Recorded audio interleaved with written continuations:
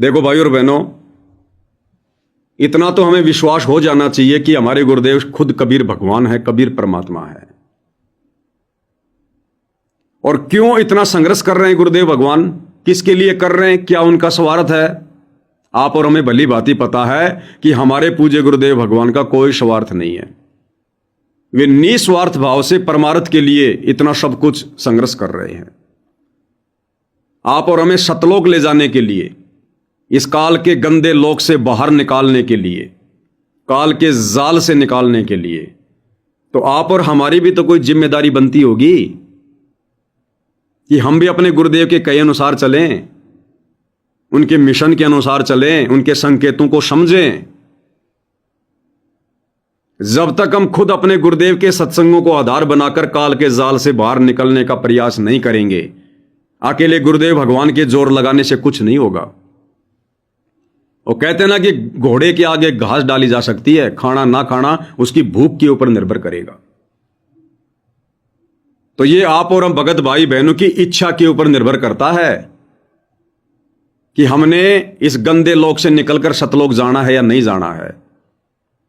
तो गुरुदेव भगवान आगे इस संदेश में क्या कह रहे हैं? एक होता संकेत, एक होता खुल के बताना। तो गुरुदेव तो खुल के बता रहे हैं। तो ठीक है भाई, जिनकी रमेणी हो चुकी है, जिनकी शादी हो चुकी है, चलो अब वो छोड़ तो सकते नहीं, छोड़ना भी नहीं चाहिए, क्योंकि कोई पिछला संस्कार था, परमात्मा ने आपको आपस में रिश्तों में बांध दिया है। लेकिन अब इस ज्ञान को आधार बनाकर उन बकवादों को तो छोड़ना चाहिए जो शारीरिक संबंध बना रहे हैं, जो इस मोक्ष मार्ग में बाधक है, जिनको बकवाद कहा गुरुदेव ने। आग पराई आपनी हाथ दिए जल जाए, नारी पराई आपनी भोगे सब कुछ जाए। अब इससे ज्यादा और क्या क्या कहेंगे गुरुदेव? अब ये कहेंगे कि अपनी अपनी पत्नियों को छोड़ दो, या अपनी अपनी जो है पत्नी से, या फिर पत्नियां अपने जो है पतियों से शारीरिक संबंध बनाना छोड़ दो। ये गुरुदेव भगवान खुलकर नहीं कहेंगे, ये हमारी कॉमन सेंस के ऊपर छोड़ते हैं परमात्मा कि इतना ज्ञान समझाने के बाद तुम्हारी अंतर चेतना भी कुछ काम करती है कि नहीं करती है। आग पराई अपनी हाथ दिए जल जाए। आग चाहे पड़ोसी की हो चाहे अपनी हो, हाथ दोगे तो जलाएगी। आग ये नहीं देखती कि ये मेरा मालिक है या ये पड़ोसी है। और नारी पराई अपनी भोगे सब कुछ जाए। स्त्री चाहे अपनी खुद की हो चाहे दूसरे की हो, अगर उसके साथ शारीरिक संबंध बनाओगे तुम्हारा भक्ति धन नष्ट होगा, सर्वस्व जाए, सत्यानाश होगा। अब इससे ज्यादा खुलकर और क्या बताएंगे परमात्मा?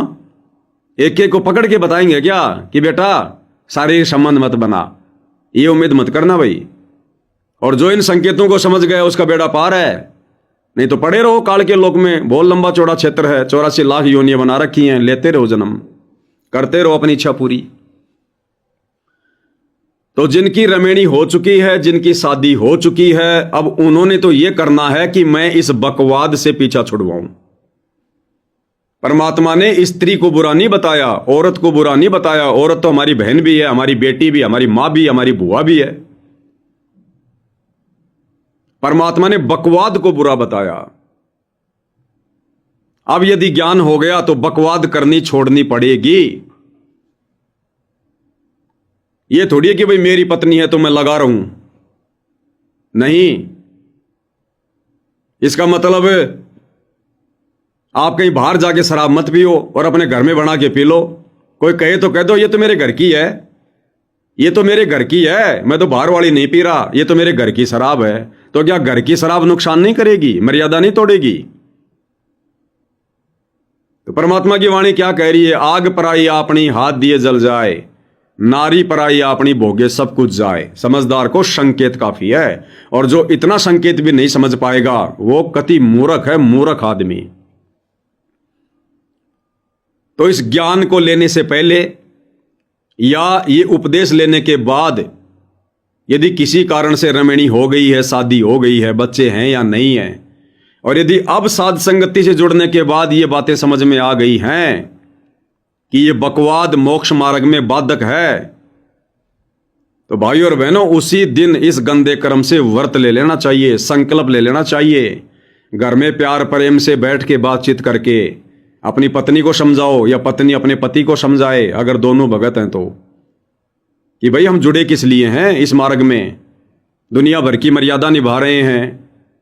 ये मर्यादा निभाने के चलते समाज हमसे दूर हो गया, रिश्तेदार हमसे दूर हो गए, और यदि मोक्ष नहीं हुआ तो फायदा क्या।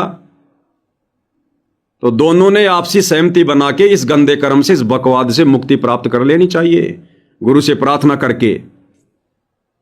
और यदि किसी का पति नहीं मानता, किसी की पत्नी नहीं मानती, और यदि बात समझ में आ गई, तो गुरुदेव क्या कहते हैं, आत्म कल्याण के मामले में फिर किसी से ज्यादा लाग लपेट नहीं करनी, फिर किसी के सलाह मशवरे की जरूरत नहीं है। जब पता चल गया कि यह गंदा कर्म भक्ति मार्ग में बाधक है, और यदि आपका पति नहीं मान रहा है तो नहीं माननी उसकी, आपकी पत्नी नहीं मान रही है तो नहीं माननी उसकी। मैंने यदि आत्म कल्याण करवाना है, ये मेरे जीवन का फैसला है, तो संघर्ष करना पड़ेगा फिर। और संघर्ष करने वालों के साथ फिर परमात्मा कबीर जी हो जाते हैं, गुरुदेव भगवान।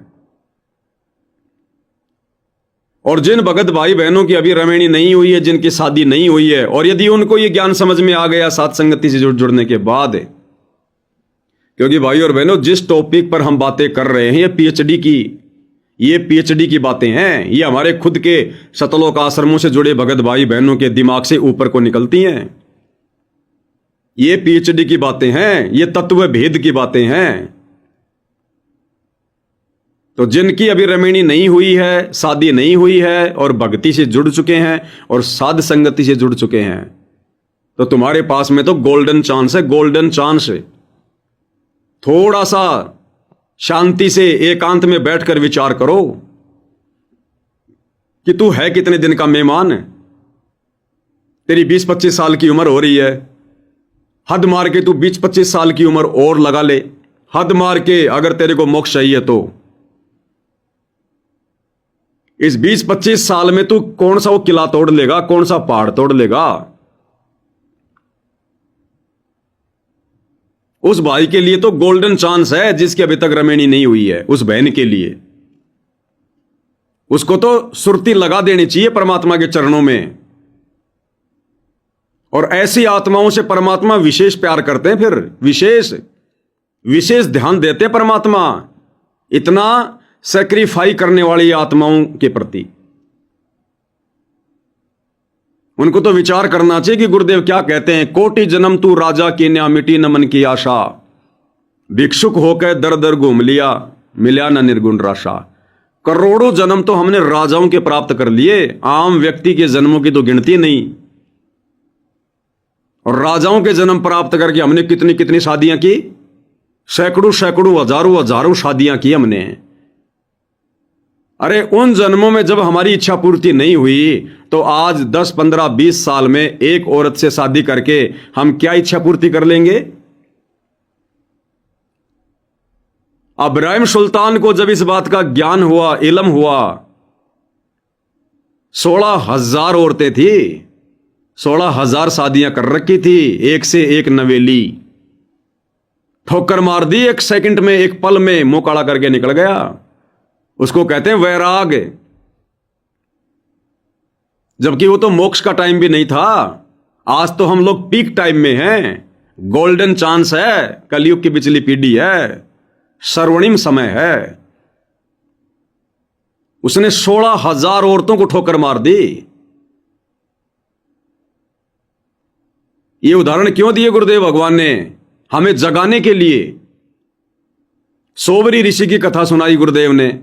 सोबरी ऋषि भक्ति के लिए, भगवान के लिए, मोक्ष के लिए, भक्ति करने के लिए घर से निकल गया। एक नदी के किनारे डेरा डाल दिया। 12 साल तक उसने भक्ति की, जो भी उसको मालूम था। और एक दिन उसने मगरमच्छ की बकवाद पे ध्यान दे लिया। देखो भाई और बहनों, संगति और कुसंगति का कितना बड़ा यहां पर रोल है। वो बेचारा भक्ति करने के लिए घर से निकला सोबरी ऋषि, और नदी के किनारे एक दिन उसने देखा एक मगरमच्छ अपने परिवार के साथ में खुशी खुशी खेल रहा है, लौट रहा है। उसके पोता पोती मगरमच्छ के ऊपर लेट रहे हैं, खेल रहे हैं। सोबरी ऋषि ने उस कुसंगति पर ध्यान दिया,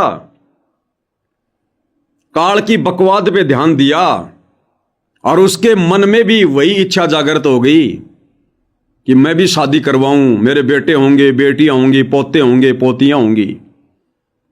उसने शादी करवाई। एक राजा की 50 लड़कियों से उसने शादी कर ली और बेटा बेटी पैदा किए, पोता पोती, बेटा बेटी। अभी उसने शादी की थी, सॉरी, उसके बेटा बेटी नहीं हुए, पोता पोती नहीं हुए थे। सोबरी ऋषि ने शादियां कर ली, कुछ दिन मौज मस्ती की।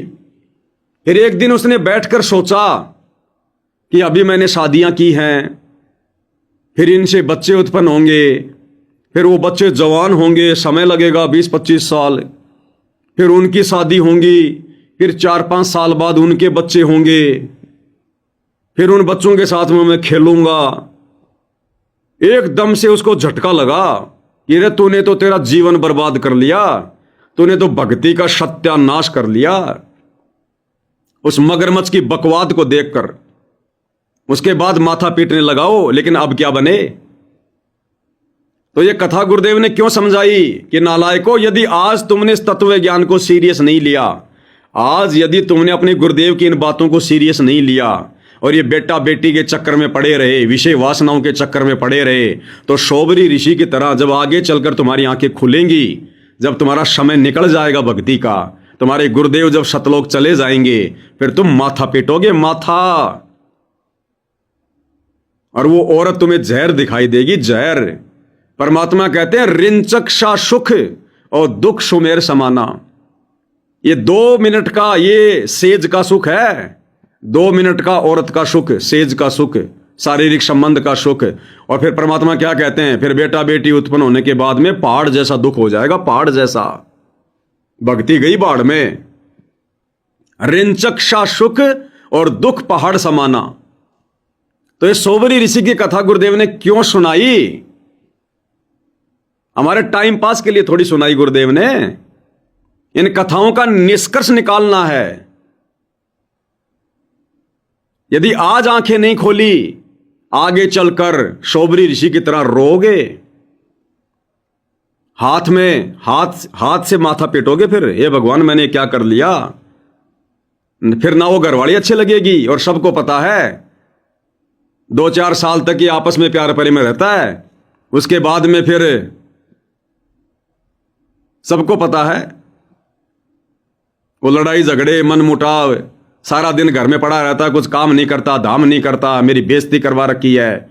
ये बच्चे क्या तेरे को खाएंगे, इन बच्चों की फीस के पैसे कहां से आएंगे, दुनिया के बच्चे ये कर रहे वो कर रहे, ना कोई ढंग का मकान बना पाया, फलाना दिखना। वो तीर से चुभेंगे, तीर से। तो परमात्मा कहते हैं बेटा ये बूर के लड्डू है, बूर के लड्डू। खावे वो पछतावे, जो ना खावे वो पछतावे। लेकिन अब खाएगा वो पछताएगा, और जो नहीं खाएगा वो नहीं पछताएगा, क्योंकि अब गुरुदेव ने हमें ज्ञान दे दिया। जब तक ये तत्व ज्ञान नहीं था तब तक तो खाने वाला भी पछताता और ना खाने वाला भी पछताता। खाने वाला तो खाकर इसलिए पछताता है कि उसको पता चल जाता है कि ये तो 4 दिन का झूठा प्यार प्रेम था, अब कोई लेना देना नहीं है। और जिसने नहीं खाए वो ये पछतावे कि ना जाने भाई परिवार में कितना सुख होगा, पति पत्नी वाले प्रेम में ना जाने कितना सुख होगा, क्योंकि उसको ज्ञान नहीं। अब आप और हमें तो गुरुदेव ने पहले ज्ञान दे दिया। तो जो नहीं खाएगा वो अब नहीं पछताएगा, और खाने वाला 100% पछताएगा। तो ये कथाएं गुरुदेव भगवान ने इसलिए तो सुनाई हमें। तो भाई और बहनों, अब आगे गुरुदेव भगवान किस कदर आप और हमें निर्देशित कर रहे हैं विशेष संदेशों के माध्यम से, ध्यान से सुनना। हमने क्या क्या कह रहे हैं गुरुदेव भगवान, ध्यान से सुनिएगा। देखो हमारी सारी बात उल्टी है। भक्ति मार्ग में बेटा है बेटी है, अच्छी बात है। परमात्मा के चरणों में लग गए दोनों, तो अब तो बरी से हो गए, क्यों भगवान आप पर खड़ा हो गया। और बेटा भक्ति नहीं करता, बेटी करती है, तो एक कोबड़ी का नहीं हो बेटा किसे काम का। कबीर साहब कहते हैं राम रटत कन्या बलि सकल बलाना पूत, छेरी के गलगल थना, छेरी के गलगल थना जिसमें दूध न भूत। बकरी के गल में एक खाल लटका रखा न केसा, व्रत की खाल के तू बेटा था गल का ऐसे वजन है सिर पर, बेमतलब का व्रत का दिखावा दिखावा है। और वह बेटी अच्छी राम रटत कन्या बलि सकल बलाना पूत। तो बच्चों ये दातम मारे गए, इसमें सारी बातें पहले से विपरीत हैं। देखो बेटा ना होगा बेटी बेटी होगी तो यहां सृष्टि नहीं चलेगी, और बेटी बेटी होगी बेटा नहीं हुआ तो भी दिक्कत संसार की सृष्टि में आ सकती है।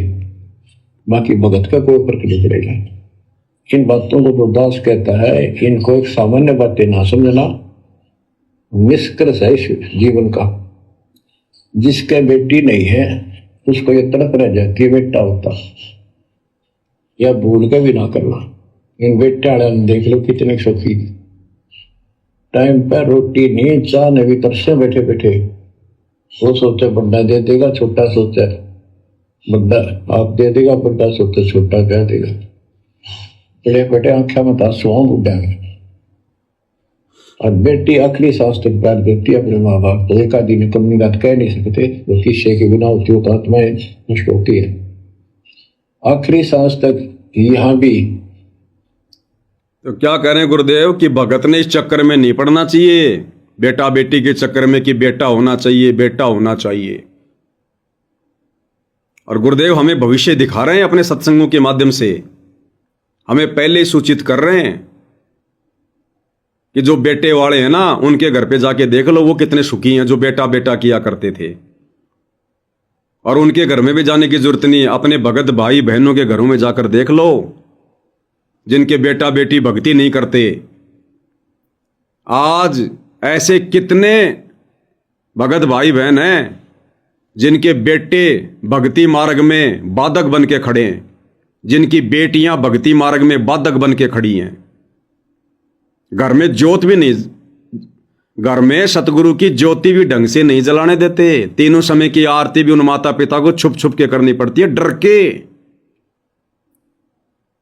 काल के दूत बन के बैठे वो बेटा बेटी, जिनके लिए भगवान से अरदास करते थे, भगवान एक बेटा दे दे, भगवान एक बेटा दे दे।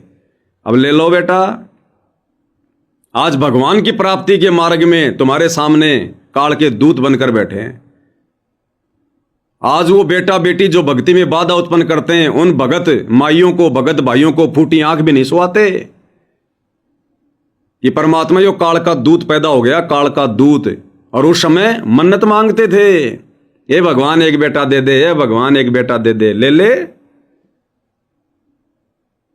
तो जिनके नहीं हैं उनको भगवान पहले भविष्य दिखा रहे हैं सत्संगों के माध्यम से कि यदि अब तुमने इस प्राइम टाइम में ये गलतियां की तो आगे चलकर तुम्हारे साथ में यही बनेगी। क्योंकि भगवान तो देगा नहीं। सतगुरु रामपाल जी तो शादी के पक्ष में नहीं है, रमेणी के पक्ष में नहीं है। सतगुरु रामपाल जी इस पक्ष में नहीं है कि तुम्हारे घर में बेटा बेटी उत्पन्न हो, तुम्हारे संस्कार बढ़े।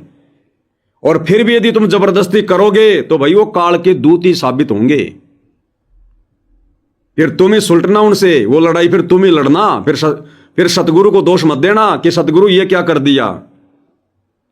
सतगुरु कह देगा बेटा मैंने तो इतना समझा दिया था, तूने अपने गले में जबरदस्ती वो डंडा डाला है। फिर होली हमारी भक्ति। परमात्मा कहते हैं ये आवन जान बखेड़ा, या कौन बसावे खेड़ा। क्यों काल की खुराक तैयार कर रहे हो, निकलो यहां से। भाई और बहनों, इस ज्ञान को आधार बनाकर भगत को यह चाहिए, अपने सतगुरु से यह प्रार्थना करनी चाहिए कि हे सतगुरु, बेटा बेटी तो दूर की बात, पोता पोती तो दूर की बात, हे सतगुरु मेरा तो बीज नाश कर दो। क्या कह रहे हैं गुरुदेव कि यह मार्ग संसार से बिल्कुल उल्टा है, विपरीत है।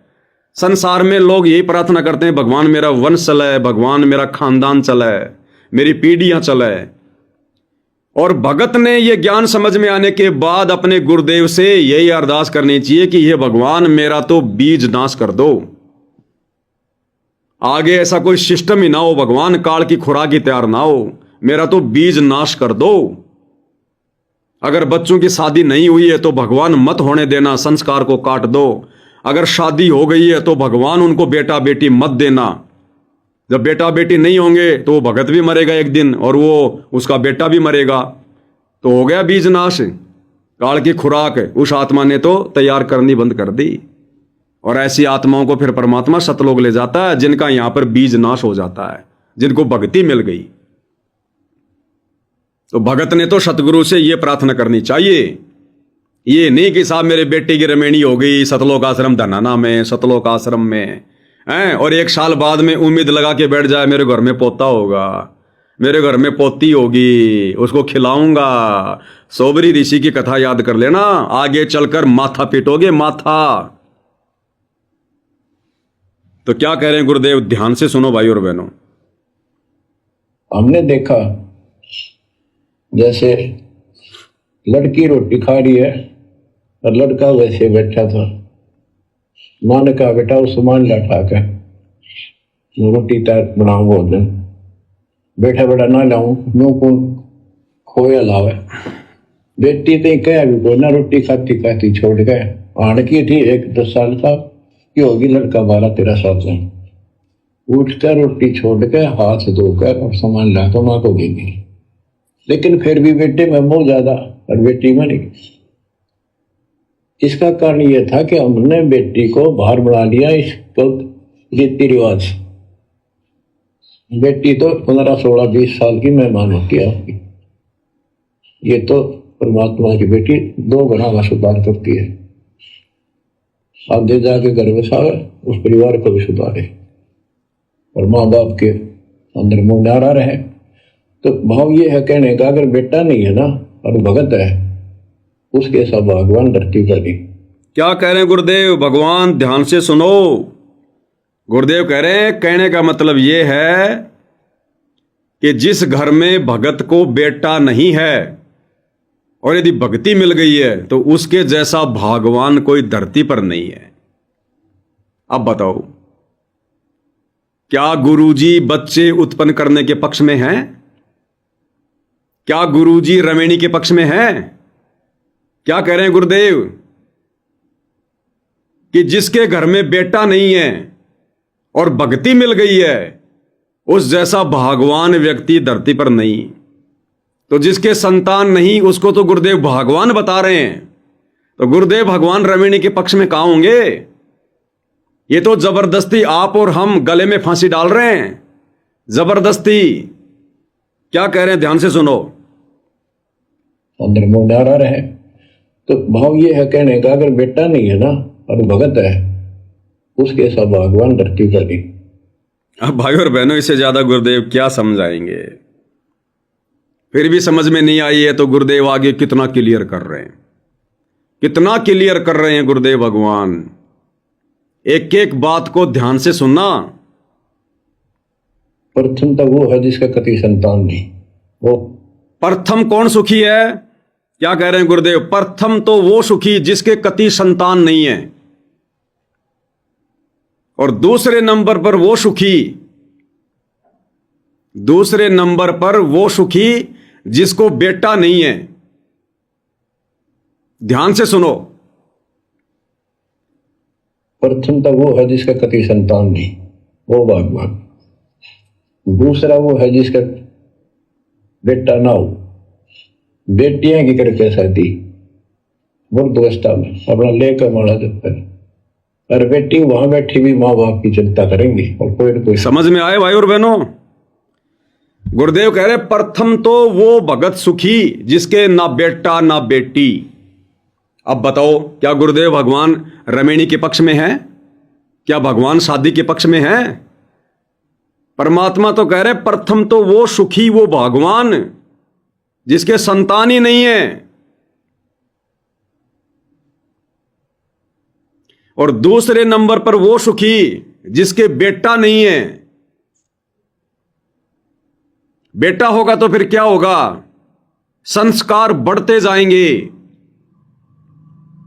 बेटा है तो कल को बेटे की शादी भी करनी पड़ेगी, घर में बहू आ गई, एक नया संस्कार जुड़ गया। बहू आ गई तो फिर कल को संतान भी उत्पन्न होगी, पोता उत्पन्न होगा, पोती उत्पन्न होगी, और संस्कार जुड़ते चले जाएंगे। तो गुरुदेव कह रहे प्रथम तो वो सुखी जिसके संतान ही नहीं है, दूसरे नंबर पर वो सुखी जिसके बेटा नहीं है, और यदि बेटी है तो बेटी कभी संस्कार बढ़ाती नहीं है। क्या कह रहे हैं गुरुदेव? बेटी की करके शादी, उसको पराई करके दूसरे घर भेज के और अपनी लेके माड़ा और राम के नाम में लग जा, अपनी आत्मा का कल्याण करवा। फिर तेरे ऊपर तो कोई दिक्कत ही नहीं, कोई ऋण ही नहीं, कोई संस्कार ही नहीं। और संभालेगा कौन? संभालेगा कौन फिर बुढ़ापे में? अगर गुरुदेव भगवान ये कह रहे हैं कि प्रथम वो सुखी जिसके संतान नहीं है, तो फिर बुढ़ापे की चिंता काहे की? अरे जिसके संतान नहीं है, जिसके बेटा बेटी नहीं है, परमात्मा ने उसको सुखी बताया, उसको भगवान बताया। तो क्या ऐसी भगवान आत्मा को परमात्मा यदि उसका बुढ़ापा आएगा तो क्या संभालेगा नहीं? क्या वो जिम्मेदारी फिर सतगुरु की है ना। आने वाले समय में भाई और बहनों, इस ज्ञान के प्रभाव से जनसंख्या बहुत कम रह जाएगी, ये भागा दौड़ ये मिट जाएगी, और आने वाले समय में ऐसी ऐसी आत्माएं सतगुरुदेव के आगे प्रार्थना किया करेंगी। जो भगत भाई बहन ऐसे होंगे जो बूढ़े हो चुके होंगे, जिनके कोई संतान नहीं थी, उनकी सेवा मांगा करेंगे कि हे गुरुदेव, हम नीचों की भी थोड़ी बहुत सेवा बन जाएगी परमात्मा।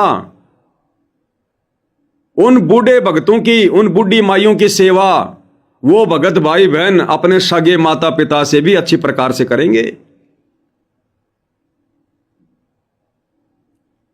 और यदि दृढ़ उनकी इच्छा शक्ति बनी रही तो परमात्मा उनका बुढ़ापा आने नहीं देंगे।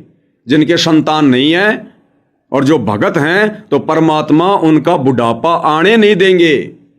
परमात्मा किसी न किसी बहाने उनका शरीर छुड़वा देंगे। तो बताओ फिर क्यों पचड़े में पड़ रहे हैं हमें? गुरुदेव भगवान तो रमिणी के पक्ष में नहीं है, और इन शतलोक आश्रमों में मोटे मोटे रजिस्टर भरे पड़े हैं रमिणी करवाने के लिए। काल की खुराक तैयार हो रही है, 125 जोड़ों की रमिणी, 51 जोड़ों की रमिणी। वहां ज्ञानवान के लिए कोई नहीं जाता, सब वहां पर विषय वासनाओं के लिए जाते हैं, काल की खुराक तैयार करने के लिए। क्या सत्संग नहीं सुनते वो लोग? क्या विशेष संदेश नहीं सुने उन लोगों ने? अरे हम सत्सेवकों से पहले तो आश्रम से जुड़े भाई बहनों ने विशेष संदेश सुने थे, सुबह 4 बजे नाम दीक्षा केंद्रों पर जाकर। फिर क्या शिक्षा ली लोगों ने, क्या समझा विशेष संदेशों से? ऐसी ऐसी गूढ़ बातें, ऐसी ऐसी ज्ञान की बातें गुरुदेव ने भर रखी हैं, आत्मा को झकझोरने वाली बातें। तो गुरुदेव ने कितना क्लियर कर दिया भाई और बहनों। अगर कोई भक्ति बीज होगा तो समझ जाएगा, इस पचड़े में नहीं पड़ेगा। देखो ये बात तो क्लियर हो गई कि जब तक गुरुदेव धरती पर हैं तब तक मोक्ष है। जिस दिन गुरुदेव धरती से चले गए उसके बाद आप शतलोक नहीं जा सकते, दरवाजे बंद। और वर्तमान में मान लो आपकी उम्र है 20 साल 25 साल और आपने रमिणी कर ली, गुरुदेव और कब तक रहेंगे धरती पर? और लगा लो 20 साल लगा लो, 30 साल लगा लो। तो नादान प्राणी तेरे को क्या मिला? आज तेरी 20-25 साल की उम्र है, आज तू रमिणी करेगा, 15-20 साल तू विषय भोग में पड़ा रहेगा, काल की खुराक तैयार करता रहेगा, तब तक सतगुरुदेव चले जाएंगे। फिर लास्ट के 4 साल में तू भगत बन जाएगा, 4 साल में तू किला तोड़ देगा। सतगुरु ने इतना ज्ञान दे दिया, उसके बाद भी तेरी रुचि इन बकवादों में बनी हुई है, स्त्री भोग में बनी हुई है, तूने ज्ञान क्या खाक समझा? फिर सतगुरु जब सतलोक जाने वाले होंगे तब हमारी आंखें खुलेंगे सोबरी ऋषि की तरह, ओ तेरे की ये तो तूने काम बिगाड़ लिया, अब क्या बनेगी? बिना सोचे समझे जो करे पाछे सो पछताए, काम बिगाड़े आपना जग में हो तशाए। और आने वाले समय में भाई और बहनों, ये पवन दास तो गुरुदेव की प्रेरणा से बोलता है, ज्ञान को आधार बना के। क्योंकि साध संगति सतगुरु रामपाल जी का यथार्थ मिशन है, 13वां कबीर पंथ है। साध संगति के नियम मर्यादा विचार इस भक्ति मार्ग पर आने वाले समय में चलेंगे जिसने भक्ति करनी है। तो आने वाले समय में भाई और बहनों, ज्यादा समय नहीं, ये साध संगतियों की बातें, ये वीडियो जैसे धीरे धीरे समाज में फैल रहे हैं और 2028 युग परिवर्तन का समय है। 2028 के बाद जो भगत रमणी करेंगे, जो भगत शादी करेंगे, उनसे ज्यादा भगत बोलचाल नहीं करेंगे, उनके घरों पर भी जाना पसंद नहीं करेंगे। जिन भक्तों को यह ज्ञान हो जाएगा कि गुरुदेव के रहते सहते मोक्ष है, भगत समाज उन लोगों के घरों पर जाना पसंद नहीं करेगा जो लोग 2028 के बाद भी शादियां करेंगे, रमेणियां करेंगे। कि देख ये मूर्ख क्या कर रहा है, अपने पैर पे ये कुल्हाड़ी मार रहा है। अरे इतना ज्ञान दे दिया गुरुदेव ने, साथ संगति से जुड़े इतना समय हो गया, अभी तो बकवाद करना चाह रहा है। क्या ज्ञान समझा तूने? क्या तूने सतगुरु को समझा? तू अपनी आत्मा का कल्याण चाहता ही नहीं है। तो ऐसे मूर्ख के घर पर भगत लोग नहीं जाएंगे। अब इसका मतलब यह भी नहीं है कि 2028 से पहले पहले रमेणी कर लो। यह तो दास एक उदाहरण दे रहा है, क्योंकि अभी साथ संगतियों की बातें इतनी नहीं फैल रही हैं।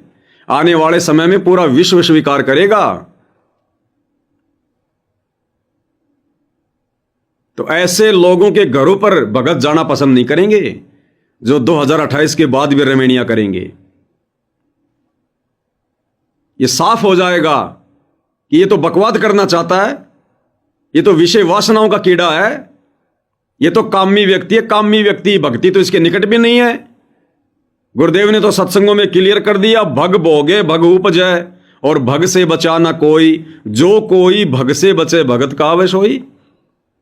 जो अभी भी भोग क्रिया में फंसा हुआ है वो तो भगत है ही नहीं, उसकी भक्ति बन ही नहीं रही। तो ऐसे मूर्ख की संगति करके फिर हमें क्या मिलेगा? तो लोग उनके घरों पर जाना बंद कर देंगे, उनको हे दृष्टि से देखा करेंगे कि ये तो कामी कीड़ा है, कामी कीड़ा, ये तो काल की खुराक बन रहा है, हम क्या करेंगे, इसकी संगति करके हमें क्या मिलेगा। और जो भगत भाई बहन रमेणी नहीं करवाएंगे, ज्ञान को आधार बनाकर, केवल मोक्ष को ध्यान में रखकर जो भगत भाई बहन रमेणी नहीं करवाएंगे, उन्हें समाज में भाई और बहनों बहुत ही इज्जत की दृष्टि से देखा जाएगा। उन्हें लोग बहन जी कह के पुकारा करेंगे, बहन जी। लोग उनकी संगति किया करेंगे। यदि वो भाई बहन किसी के घर पर चले गए, उनकी बड़ी इज्जत हुआ करेगी, बड़ा उनका सम्मान हुआ करेगा। लोग चाहेंगे कि वो बहन हमारे घर पर आए, वो भगत हमारे घर पर आए, क्योंकि उसका टारगेट केवल मोक्ष प्राप्ति है। तो ऐसे भाई बहनों की सुसंगति हर कोई करना चाहेगा। तो ये अब भगत समाज के ऊपर है, आपने किस प्रकार का भगत बनना है। एक भगत जी कह रहा था, ऐसे कोई बातचीत चली तो किसी ने कह दिया कि भगत जी क्या जरूरी है रमेणी करना, अपनी भक्ति करो ना, अपनी आत्मा का कल्याण कराओ। तो उस भगत ने कहा कि तुम लोगों ने तो रमेणी भी कर ली, शादी भी कर ली, तो क्या हम भी ना करें? तुम लोगों ने तो सारे सुख भोग लिए, अब बताओ। उसको तो सुख लग रहा है, कह रहा तुम लोगों ने तो रमेणी भी कर ली, पहले सारे काम कर लिए, अब हमारा नंबर आए तो मना कर रहे हो। इसका मतलब किसी ने जहर नहीं खाया हो जिंदगी में, और कोई व्यक्ति जहर खा के मर गया हो, और कोई समझा कि भाई देख जहर मत खाना, जहर खाना अच्छी बात नहीं, मर जाएगा। और मूर्ख ये कहे कि नहीं दुनिया जहर खा रही है तो क्या हम भी ना खाएंगे, तो क्या जहर खाना जरूरी है क्या? तो आज से पहले तो ज्ञान नहीं था, इसलिए मूर्खता वाले काम हमसे हो गए। अगर ये ज्ञान ये समझ हमें पहले हो जाती तो इस पंगे में कौन पांव देता। अरे जो लोग आज ज्ञान को समझकर बकवादों से दूर हो रहे हैं, ये ज्ञान अगर पहले हो जाता तो बकवादों में कौन पड़ता? तो वो तो अनजाने की गलती थी भाई, वो तो नादानी की गलती थी। तो कुछ इस टाइप के भी होते हैं कि तुम लोगों ने तो रमेणी कर ली, सारे काम कर लिए, हमारा नंबर आया तो मना कर रहे हो, तो मरो फिर, खाओ जहर।